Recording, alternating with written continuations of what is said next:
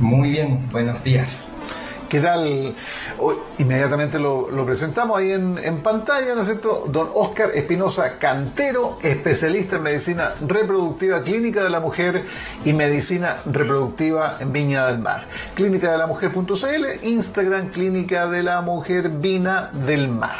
Ahí están las coordenadas para que lo ubiquen y ubiquen a Clínica de la Mujer también, donde está la especialidad, ¿no es cierto?, de lo que vamos a conversar. ¿Podríamos partir, doctor, con esto de la baja de natalidad? Tengo aquí los datos, ¿no es cierto?, oficiales del INE.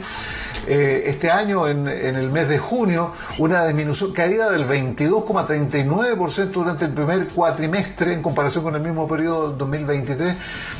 No sé si podríamos abordar las razones, que son argumentos bien poco claros, digamos, pero ¿cuál es la incidencia mayor a su juicio, doctor, del por qué se produce esta baja? A ver, esta baja es un hecho, y un hecho que hace años que está apareciendo en las distintas publicaciones del INE. La de este año no es la excepción. La tasa global de fecundidad, que es con el promedio de hijos que tendría o hijas que tendría cada mujer en edad fértil, es 1,2. Pensemos que para que la población se tenga que mantener, tiene que ser sobre 2. Eso es importante, es dramático. Y desde las causas, la verdad, es que hay diversos factores. Esto no es solamente una idea, un capricho, no es que alguien de pronto decidió dejar de tener hijos. Es un fenómeno más social, a mi gusto. Es un fenómeno que tiene que ver con cómo nosotros como sociedad enfrentamos este desafío de mantener las tasas de natalidad en niveles más altos. Hay hartas publicaciones académicas en este sentido, que escapan un poco de la ginecología, tienen más que ver con la sociología en particular. Una autora que se llama Martina Yopo, ella es doctorada en sociología y ha publicado mucho a este respecto. ¿Y cuáles, de acuerdo a este enfoque, son los principales factores que determinan que esté bajando esta natalidad? Fundamentalmente, por una parte, que se exigen demasiados requisitos para lograr la maternidad. Se exigen metas a las personas, metas que tienen que ver con lo académico, que tienen que ver con lo económico, que tienen que ver con los desafíos extra reproducción.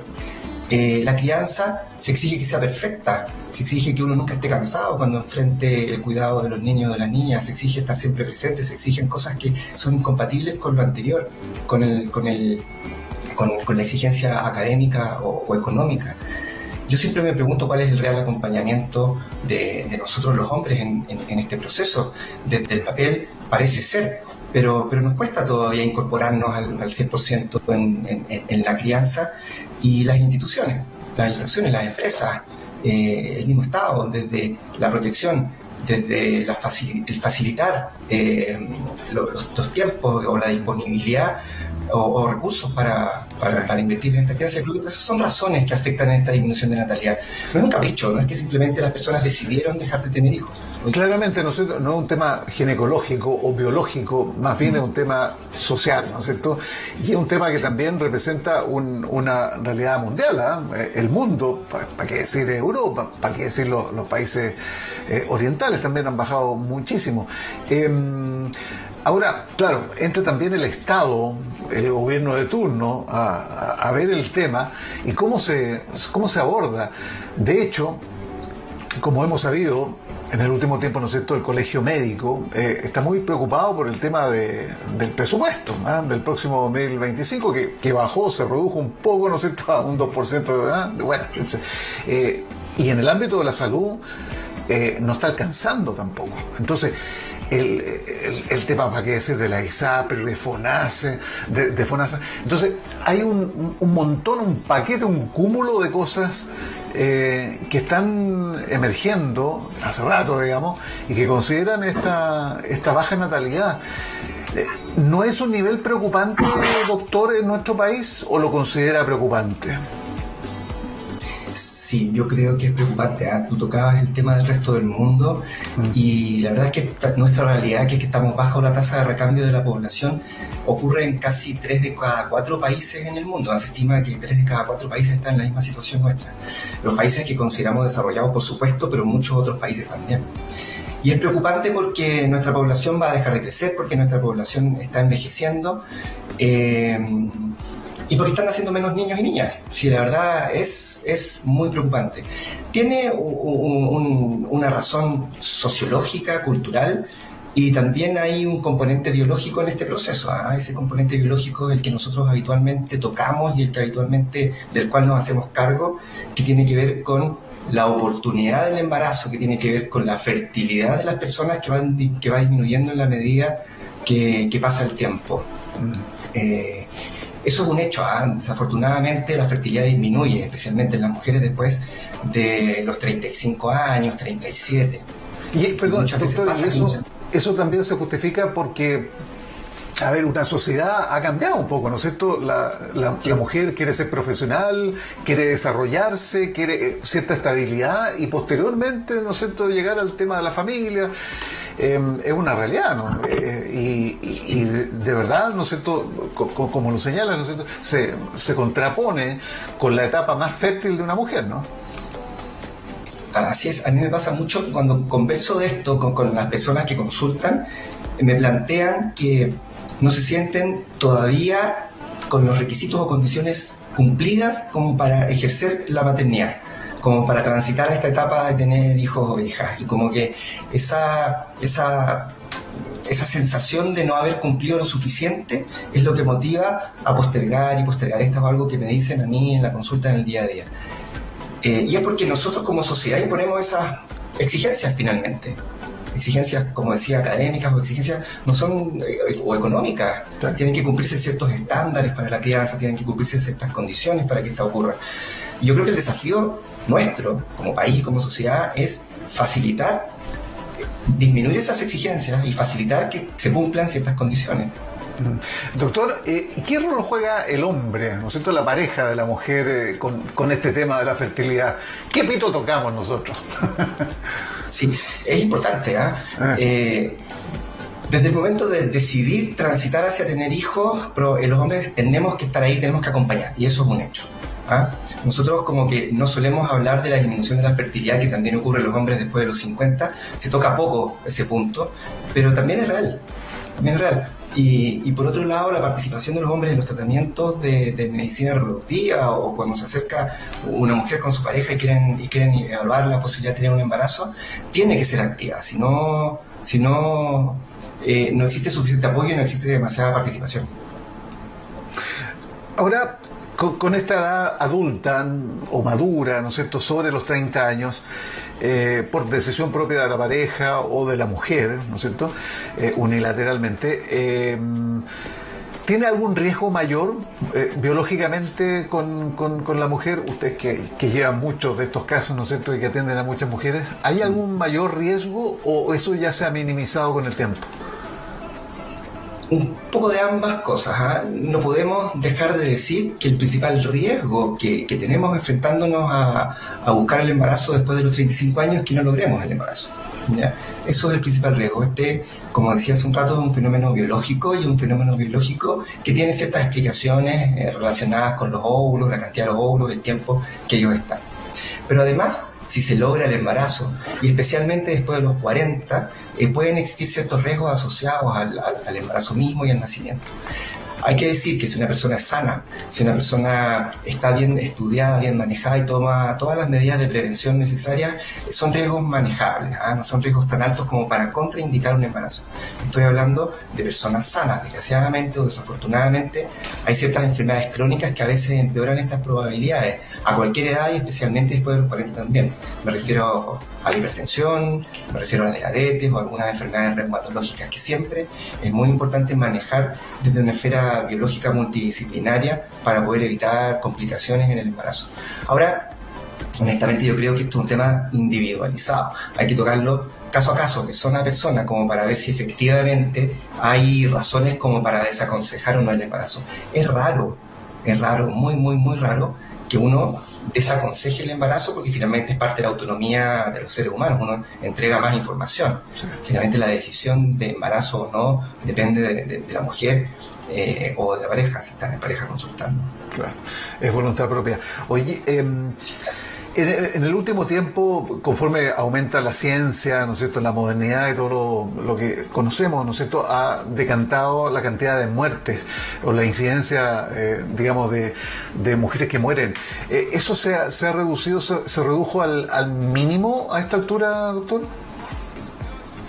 Chile tiene buenas, en general, números respecto de la mortalidad y la morbilidad asociada al nacimiento y al parto, partiendo de la base de que la mayoría de los partos, casi el 100% en Chile, son profesionalizados, son atendidos por personas adecuadas para ello.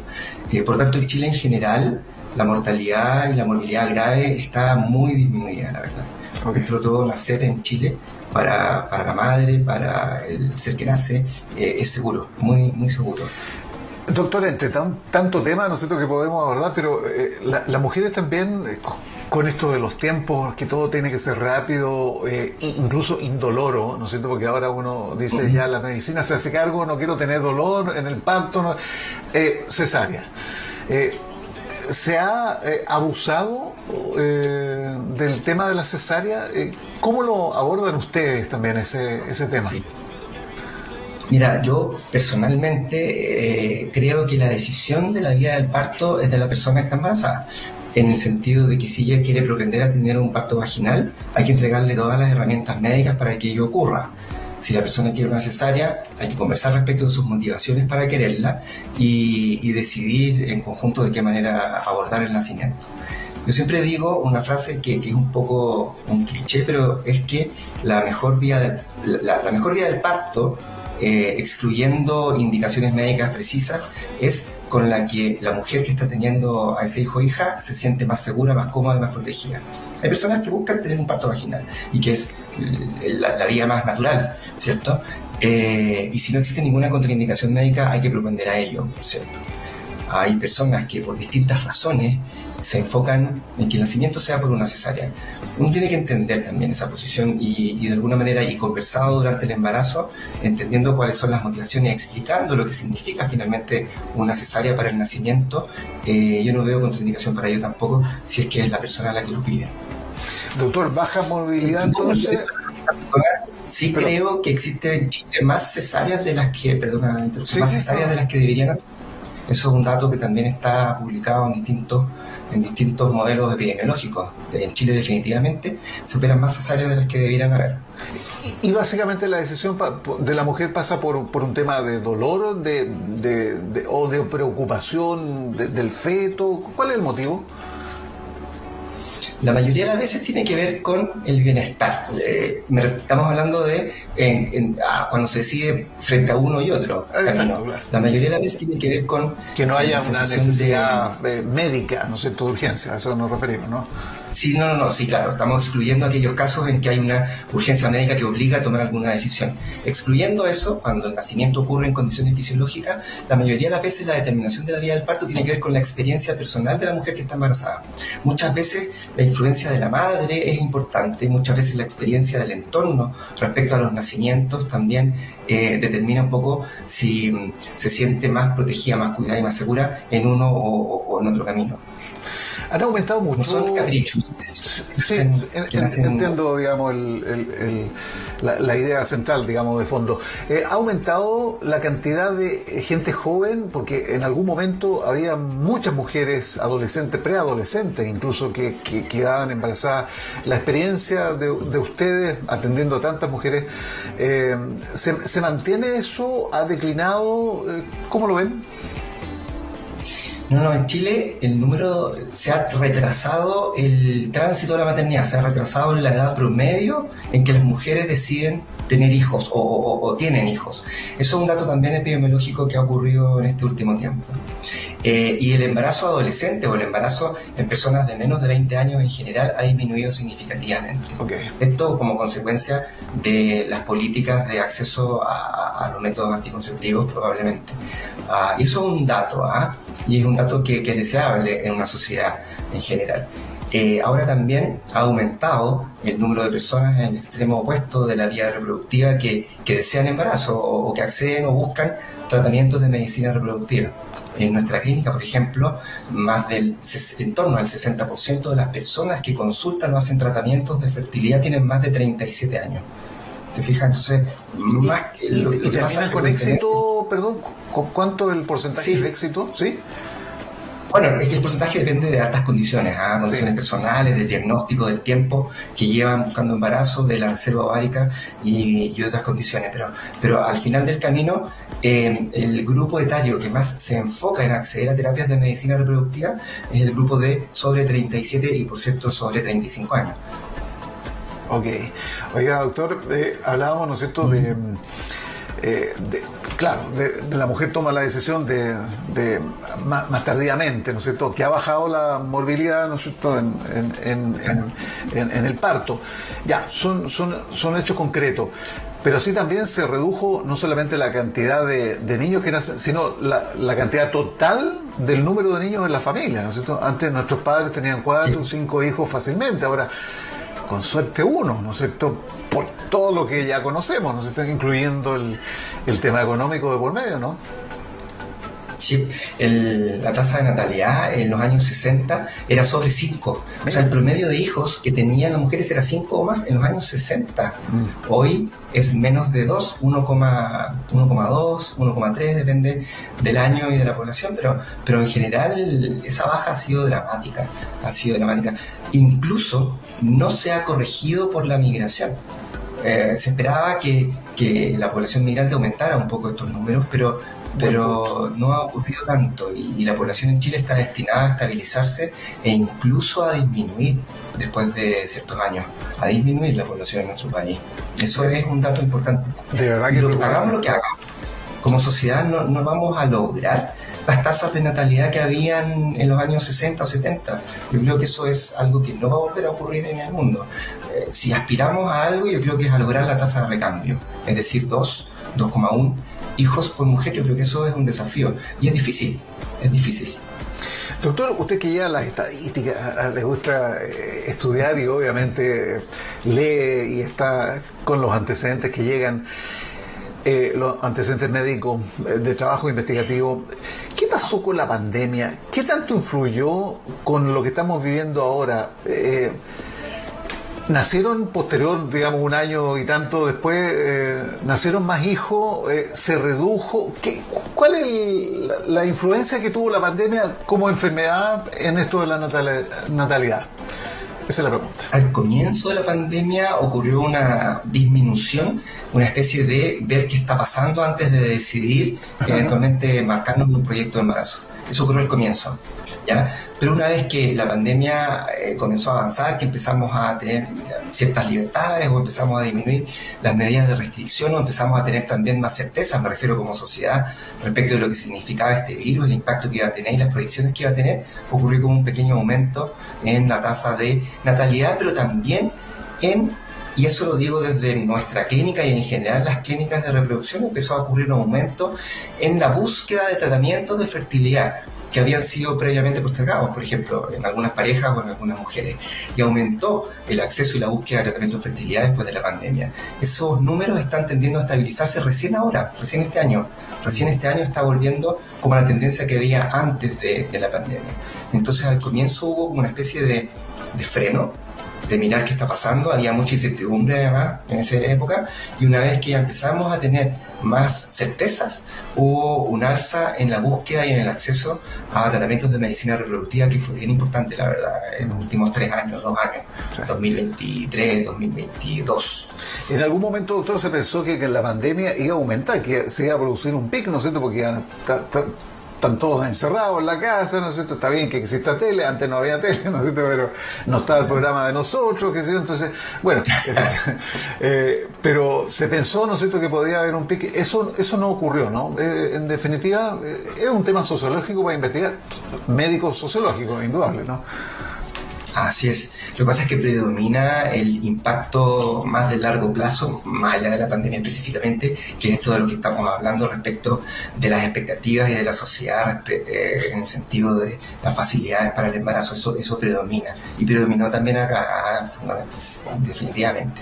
Ok, para cerrar la conversa, que me parece muy interesante, de verdad que hay muchas aristas que podríamos seguir conversando, doctor, pero ¿quién tiene un hijo ahora? ¿Es porque quiere tener un hijo? Porque ya están todas las condicionantes, ¿no es cierto? Si uno adopta una decisión en familia, con la pareja o propia, de no tener un hijo, ya no hay posibilidad. ¿Eso es así? ¿Médicamente? ¿Es lo real? Eso es una pregunta muy importante, y yo siempre me enfoco en la autonomía reproductiva, en la autonomía respecto del cuándo al tránsito. Y aquí se tienen que juntar dos factores. Yo siempre le digo lo mismo a las personas que consultan. Hay que ver el factor sociológico, lo que hablábamos, las expectativas, la interacción entre la persona y la sociedad, pero también hay que ver el factor biológico, no se puede dejar fuera. El factor biológico, que con eso me refiero a esto que hablábamos de la disminución de la reserva ovárica. Y nuestra función como prestadores de salud es justamente entregar las herramientas para que exista esa autonomía y que la persona que quiera embarazarse pueda hacerlo. Esa es la clave.